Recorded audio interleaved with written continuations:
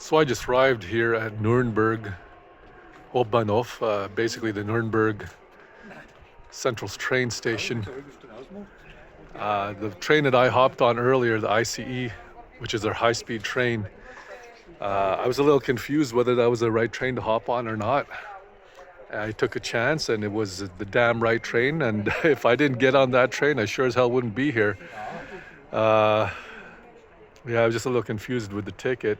It was like a last minute thing. I thought I had to wait for a different train, and I thought, okay, I'll take a chance. And it was a good gamble. So here I am. I'm just waiting for my connecting train to Munich, which is also going to be a little bit late.